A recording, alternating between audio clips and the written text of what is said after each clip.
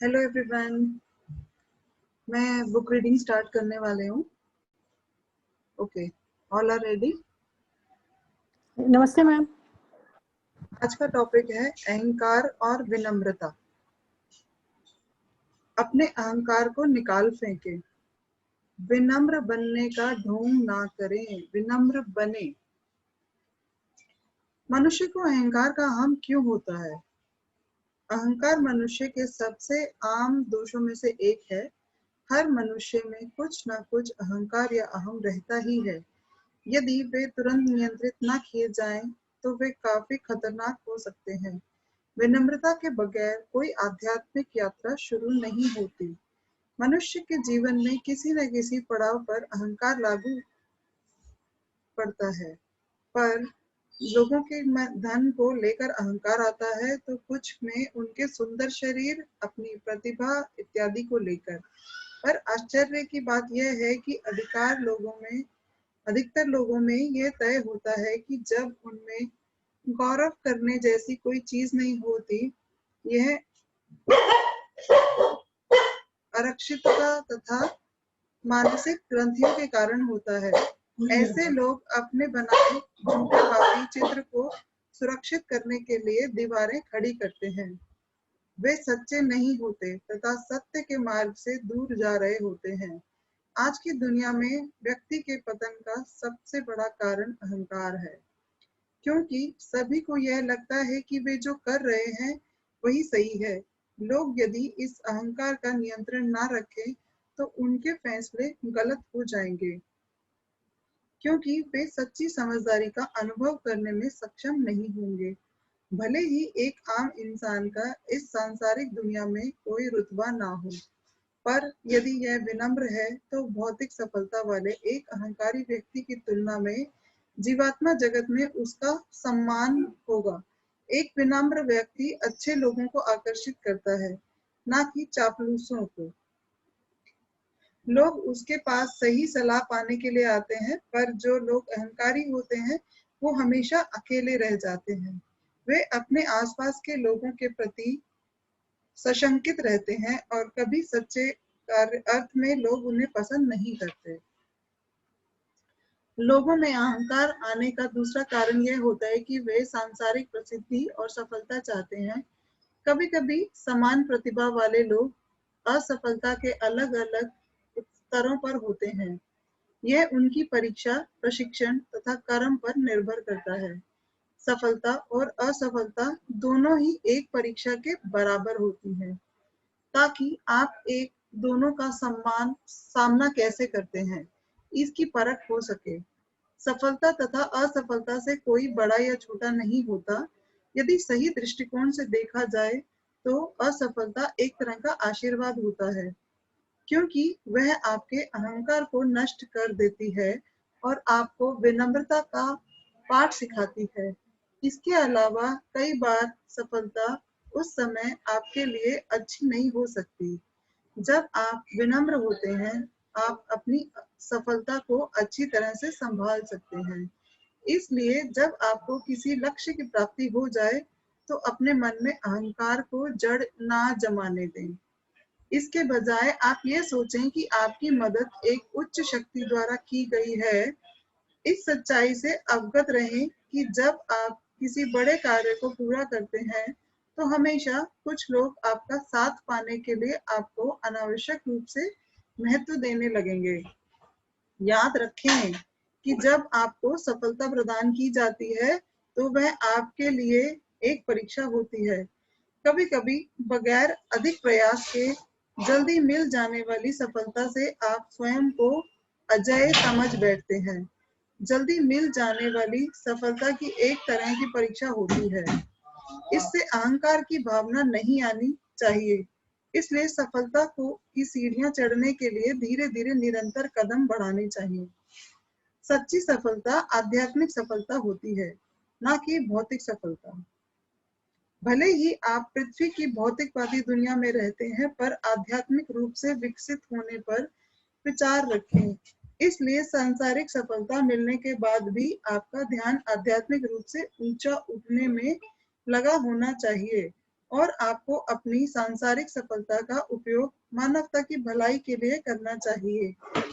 यही वह तरीका है जिससे आप पृथ्वी पर एक संतुलित जीवन व्यतीत कर सकते हैं। अहंकार के कारण मनुष्य में उत्पन्न हुई दोषों का कोई अंत नहीं, पर यदि आप एक संवेदनशील इंसान हैं, तो आप महसूस करेंगे कि आपकी ये कमजोरियां खतरनाक होती हैं, क्योंकि वे धीरे धीरे ही सही पर निश्चित रूप से आपकी जीवात्मा को नष्ट करती है। अहंकार के कारण जब जब आप स्वयं के अजय होने का अनुभव करते हैं, तब अपने आप को याद दिलाएं कि आप मनुष्य हैं और आपका जीवन क्षण भर में बदल सकता है। स्वयं को महान समझने के बजाय आप कृतज्ञता का एहसास करें। अगला प्रश्न, अहंकार किस प्रकार हानिकारक होता है? अहंकार से निम्न परिणाम उत्पन्न होते हैं। निर्णय क्षमता समाप्त हो जाती है। आप पर जब अहंकार हावी होता है, तब आप पूरी तरह से अपने भौतिक मन के हाथों संचालित होने लगते हैं, और भौतिक मन को तो सही आध्यात्मिक निर्णयों से कुछ भी लेना देना नहीं होता। तब आपका निर्णय आध्यात्मिक रूप से असंतुलित हो जाता है, क्योंकि आप अपने अवचेतन मन की बात नहीं सुनते और आपका अहम किसी दूसरे की बात आपको सुनने नहीं देता। इससे आप एकमात्र अपने ही दृष्टिकोण को सही मान लेते हैं। साथ ही आप दूसरों के विचारों के प्रति इतने चिंतित रहते हैं कि आप खुद को उनके विचारों के अनुरूप बनाने में जुट जाते हैं। आपके निर्णयों का तब सच्चाई से कोई संबंध नहीं रह सकता। आध्यात्मिक पतन, अहंकार आपको ईश्वर की सत्ता को मानने से रोकता है। इससे आप ये समझ बैठते हैं कि दुनिया में कोई उच्च शक्ति नहीं होती। वह आपको समझाता है कि आप एक बौद्धिक व्यक्ति हैं और इसलिए ईश्वर में भरोसा करने के लिए आपके पास एक उचित और तार्किक कारण होने चाहिए। आपका अहंकार आपकी बुद्धि को बहुत अधिक महत्व देता है और आपके अवचेतन मन को कोई महत्व नहीं देता, जबकि वह ईश्वर के अस्तित्व को पहचानता है। सही प्रकार से संतुलित मनुष्य की बुद्धि और अवचेतन मन सही तालमेल के साथ कार्य करते हैं। नेक्स्ट पॉइंट है निम्न स्पंदन। यदि आप कुछ भी नकारात्मक करते हैं, तो उसका नतीजा भी नकारात्मक ही होगा। इस नकारात्मक ऊर्जा को आप अपने सिर के चारों ओर छाए एक काले बादल के रूप में सोचें, जो आप तक प्रकाश आने नहीं देगा। यदि प्रकाश नहीं आए, तो आपके निर्णय और अधिक असंतुलित हो जाएंगे। इससे एक चक्र का निर्माण होता है, जहां आप और भी अधिक कमजोर फैसले लेते हैं। बुरे कर्मों से नकारात्मक स्पंदन उत्पन्न होते हैं। आपके निम्न स्पंदन आपको तथा आपके आसपास के लोगों को प्रभावित करते हैं। वे आपके चारों ओर के इस नकारात्मक बादल का एहसास कर लेंगे और आपसे दूर हो जाएंगे। इसके अलावा आपके चारों ओर की नकारात्मक ऊर्जा और अधिक नकारात्मक ऊर्जा को अपनी ओर आकर्षित करने लगती है। नेक्स्ट पॉइंट, अन्याय। अहंकार के कारण आप हमेशा खुद को सही मानने लगेंगे, चाहे आप गलत ही क्यों ना हो। इसलिए खुले दिमाग के होने के बजाय परिस्थितियों को समझने की आपकी क्षमता सीमित हो जाएगी और आप अपनी राय दूसरों पर थोपने लगेंगे। इस प्रकार आप उनकी स्वतंत्र इच्छा के विरुद्ध चले जाते हैं, जो एक बड़ा अन्याय है। दुर्भाग्यवश आप इसे समझ नहीं पाते, क्योंकि अपने अहम के कारण आप अंधे हो चुके होते हैं। नेक्स्ट पॉइंट, ईर्ष्या। यह आपका अहम ही होता है, जो आपकी यात्रा की तुलना किसी और के साथ करवाता है। ईश्वर से आपको जो प्रतिभा मिली है, उसे कृतज्ञ होकर स्वीकार करने के बजाय आपका अहम आपका ध्यान उस चीज पर केंद्रित कर देगा जो दरअसल आपके पास है ही नहीं। इतना ही नहीं, दूसरों की प्रतिभाओं और उपलब्धियों को आप नापसंद करने लगेंगे। अहम के कारण आप एक अशांत ईर्ष्यालु इंसान बन बैठेंगे। नेक्स्ट, असंतोष। पृथ्वी पर इंसान के सीखने के लिए सबसे अहम सबक होता है संतुष्ट रहना तथा भौतिक मन का परिणाम होता है। यह आप में अधिक से अधिक इच्छाओं को उत्पन्न करता है। यदि आप में अहम है तो आप हमेशा अपने भौतिक मन को उत्तेजित करते हैं और इससे कहीं अधिक शक्ति प्रदान कर देते हैं। भौतिक मन आपकी सांसारिक जरूरतों से अधिक के बारे में सोचने लगता है और अधिक इच्छाएं जगाने लगता है। आप तब उन इच्छाओं के सामने झुक जाते हैं और धन दौलत रुतबा और प्रसिद्धि पाने में जुट जाते हैं, यहाँ तक कि उन्हें हासिल कर लेने के बाद भी आप संतुष्ट नहीं हो पाते। आपको इन्हें हासिल करने के बाद भी संतोष नहीं होता। अहम आप में और अधिक चीजों की इच्छा जगाता है, पर जब वे पूरी हो जाती हैं तो कई इच्छाएं जाग उठती हैं। आप निरंतर रूप से उन इच्छाओं को पूरा करने में जुटे रहते हैं। आप उन्हें अधिक महत्व और शक्ति प्रदान करते चले जाते हैं। पर यदि आप विनम्र हैं तो आप अवचेतन मन का संचालन करते हैं और अवचेतन मन की आवश्यकताएं केंद्रित और सरल हैं। यह केवल आध्यात्मिक रूप से सही चीजों के बारे में ही सोचता है। इसके अलावा जब आप अपने अवचेतन मन को विनम्रता पूर्वक सुनते हैं तो बदले में वह आपको शांति का अनुभव करवाता है। संतोष अवचेतन मन की सलाह को मानने का नतीजा होता है। अवचेतन मन आपको सलाह देता है। ये प्रोसीजर बताया गया है कि प्रोसेस कैसे स्टार्ट होता है। अवचेतन मन आपको सलाह देता है, फिर चूंकि आप विनम्र हैं, आप उस सलाह को सकारात्मक रूप में आध्यात्मिक कर्म करते हुए अपनाते हैं। नेक्स्ट क्या स्टेप होता है? सकारात्मक कर्म के परिणाम स्वरूप अवचेतन मन आपको शांति का अनुभव करवाता है, फिर आप पीस फील करते हैं। नेक्स्ट क्या होता है? शांति का वह अनुभव आपको पुनः अपने अवचेतन मन को सुनने और अधिक आध्यात्मिक कर्म करने की शक्ति देता है। इस प्रकार आप आध्यात्मिक रूप से उन्नति करते हैं। नेक्स्ट पॉइंट है शत्रु। उतावलेपन और दुर्व्यवहार के कारण आप अपने शत्रु पैदा कर लेते हैं। उस वक्त आपका अहम आपसे कहेगा मुझे इसकी कोई परवाह नहीं, पर बाद में काफी देर हो जाने पर आपको इसका पछतावा होता है। संबंधों की हानि। अहंकार से संबंधों की हानि भी होती है। संबंध सह अस्तित्व पर आधारित होते हैं, पर अहम सह अस्तित्व के विरुद्ध होता है, क्योंकि वह स्वयं की श्रेष्ठता को महत्व देता है, खुद को सुपीरियर मानता है कि मैं ही अच्छा। इसलिए स्वस्थ संबंधों का निर्माण असंभव हो जाता है, क्योंकि अहम इसमें हमेशा बाधाएं उत्पन्न करता है। एक्सपेक्टेशंस हाई हो जाती हैं। नेक्स्ट पॉइंट है अपेक्षाएं, एक्सपेक्टेशंस। अहंकार से अपेक्षाओं का निर्माण होता है। इसका अपना एक निश्चित कार्यक्रम होता है। इसके सोचने का ढंग इस प्रकार होता है, चाहे कुछ भी हो यह तो करना ही है, ऐसा तो होना ही चाहिए इत्यादि। दुख का सही कारण यही है, क्योंकि जब अहम का उद्देश्य पूरा नहीं होता तो वह इसे सहन नहीं कर सकता। वह बेचैन हो जाता है और यही नहीं समझ पाता कि समय की और उच्च शक्ति के हाथ में होती है। समय की डोर उच्च शक्ति के हाथ में होती है। इसके अलावा अपेक्षाएं चिंता भी उत्पन्न करती हैं, क्योंकि वे आप पर अनावश्यक दबाव डालती हैं। अहम के कारण आप स्वयं और दूसरों से अपेक्षाएं करने लगते हैं।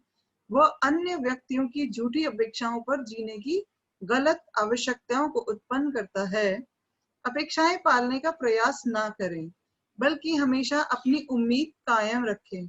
उम्मीद के बारे में अहम को कुछ भी पता नहीं होता, क्योंकि इसके लिए आपको अपने अंतर से बाहर की कुछ चीजों पर निर्भर रहना पड़ता है। इसका अर्थ जिसका अर्थ है नतीजा का पूर्ण समर्पण करना तथा ईश्वरीय योजना के लिए स्थान रखना। अहम यह नहीं कर सकता, क्योंकि वह केवल स्वयं और दूसरों का नियंत्रण करना जानता है। अहंकार को क्या चाहिए? ये भी मेरे अंडर, वो भी मेरे अंडर। अहंकार समर्पण करना नहीं जानता। अगला प्रश्न है, उम्मीद रखने का सही अर्थ क्या है? उम्मीद रखने का अर्थ जिद करना नहीं, बल्कि समझदारी रखना है। यह आपके लिए एक अजीब सा विचार हो सकता है, क्योंकि आम बोलचाल में कहा जाता है कि उम्मीद बनाए रखिए। उम्मीद गलत नहीं है, पर उसके परिणामों से बंधे मत रहिए। उम्मीद का अर्थ निश्चित अपेक्षाएं रखना नहीं, इसका अर्थ होता है उत्साहपूर्ण तथा जोशपूर्ण तरीके से आगे बढ़ना। एक अर्थ में यह किसी व्यक्ति का हर दिन सकारात्मक रूप से जीना और भविष्य के प्रति भरोसा रखना होता है। उम्मीद जिंदा रखने के लिए आप किसी भी परिस्थिति को सकारात्मक रूप से और अधिक से अधिक अच्छे तरीके से उसका सामना करें। आप वह जाने कि ईश्वर वही करेंगे और आपके लिए सर्वोत्तम होगा। इस प्रकार आप परिणाम से बंधे नहीं होते, पर अपने प्रक्रिया के महत्व को समझ लिया है। अहम केवल परिणाम पर निष्ठा रखता है, जबकि समर्पण करना अवचेतन मन की स्वाभाविक प्रक्रिया होती है। अहम से मैं कैसे निपटूं? अहम और अवचेतन मन के बीच जीवन का संघर्ष चलता रहता है, पर आप तब तक आध्यात्मिक यात्रा आरंभ नहीं कर सकते जब तक आप अपने अहम को समाप्त करने के लिए जोरदार प्रयास नहीं करते। इस रास्ते पर चलने के लिए यहाँ 3 सरल उपाय दिए जा रहे हैं। पहला, स्वयं का विश्लेषण करें। अहम की मात्रा अलग अलग होती है, कुछ लोगों में वह ज्यादा होती है तो कुछ में कम। हालांकि सभी लोगों में कामोबेश यह होती ही है। हाँ, अमीरी, प्रसिद्धि, शक्ति, सुंदरता, उपहार, प्रतिभाएं इत्यादि ऐसी स्पष्ट चीजें हैं जिनसे अहंकार उत्पन्न होता है। पर आध्यात्मिक अहंकार, विचारों का अहंकार, मैं का अहंकार सबसे बुरा अहंकार होता है। जैसे मैं सही हूँ, मैं विनम्र हूँ, यह मेरे कारण ही तो संभव हो पाया। इतने सारे लोग मेरे पास मदद और मार्गदर्शन के लिए आते हैं। मैं कई सामाजिक कार्य करता हूँ, मैं लोगों के दुख दूर करता हूँ। कई सारे लोग मेरे पास खींचे चले आते हैं। मैंने कई अस्पतालों और पाठशालाओं का निर्माण किया है।